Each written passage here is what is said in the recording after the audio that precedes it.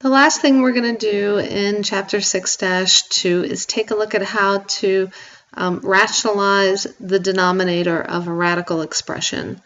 So first, let's visit how to rationalize the denominator of a numerical radical expression.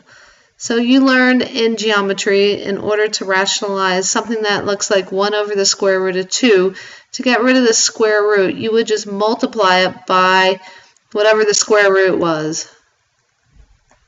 And in essence, what you're doing is you're completing the square, because what this looks like, according to our multiplication rule of radicals, is since our indexes are the same, we would combine this into one radical, the square root of 4, and when we simplify, we get radical 2 over 2. Okay, so basically what we're doing is we're looking for groups of 2, and because we don't have a complete group of 2 here, we're providing the missing 2, so that we have a complete group of 2 so that we can pull one out. So we're going to do the same here. Here we're looking for a complete group of 3's, but if we take a look at the 2, we only have one of them. So we need to actually multiply by the cube root, and it has to be the cube root of 2 times 2 to complete our group of 3 that we need in order to get rid of our radical here. So now we have the cube root of 2 times 2 is 4. And now when we combine this, we have 2 times 2 times 2. We have a complete group of 3 on the bottom. So we know what the cube root of 8 is. If we completed our group of 2's here, we're just going to pull that 2 out. We're going to simplify this by pulling that 2 out. And our simplified form is the cube root of 4 over 2. So how about if we're looking at the cube root of 4? Well, the very first thing I always do when I have a number is I make sure that it's in its prime factors. So if I factor 4, it's 2 times 2. And I notice here that, geez, I have 2 2's. All I need is one more 2 to complete my group of 3. So I'm going to multiply by the cube root of 2 so that I complete my group of 3. So on the top, when I multiply, I get the cube root of 2. And on the bottom, I'm going to get the cube root of 8, which I know is 2 because I've completed my group of 3, and I can pull that 2 out. Let's take a look at the fourth root. With the fourth root, we're looking for groups of 4. So again, I have a number. Let's go ahead and factor it into its prime factors. It would be 2 times 2.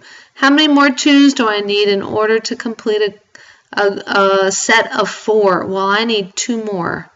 So I need to multiply by the fourth root of 2 times 2 over the fourth root of 2 times 2. So on top, I am going to get the fourth root of 4. And now since I completed my group of 4, I'm going to pull one of those 2's out, and I get the fourth root of 4 over 2. So let's apply that principle to rationalizing a radical expression. So here, we can, since we can't simplify our fraction 5 and 12, there's no common factors, and there's no x's on the bottom to simplify our x's, and there's no y and z's on top.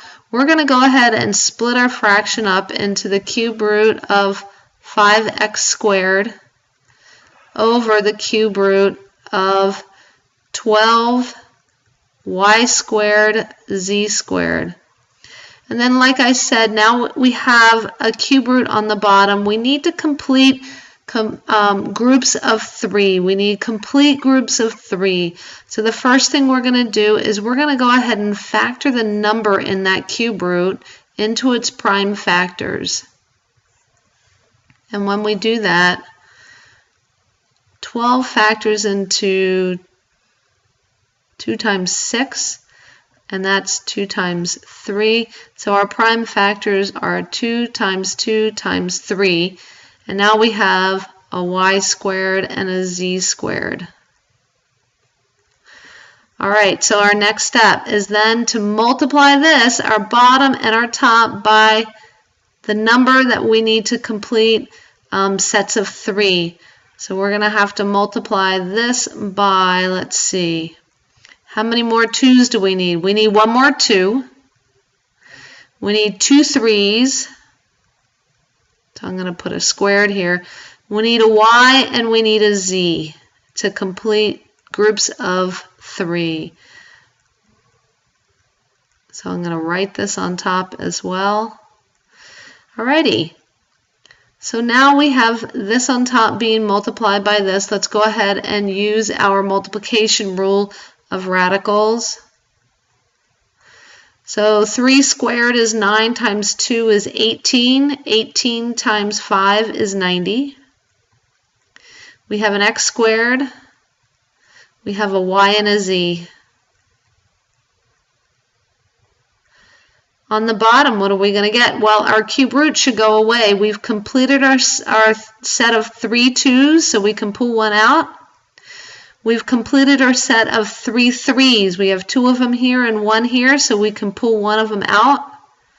We completed our set of 3 y's, so we'll pull one out. We completed our set of 3 z's. We will pull one out. And since we're looking at a cube root, we don't need to worry about putting absolute value signs around. We will go ahead and write our top. And I'll tell you right now that this top here, if we factored it, our 90 would we would not have a complete set of 3. So we're going to go ahead and just simplify our bottom. 2 times 3 is 6 times y, z.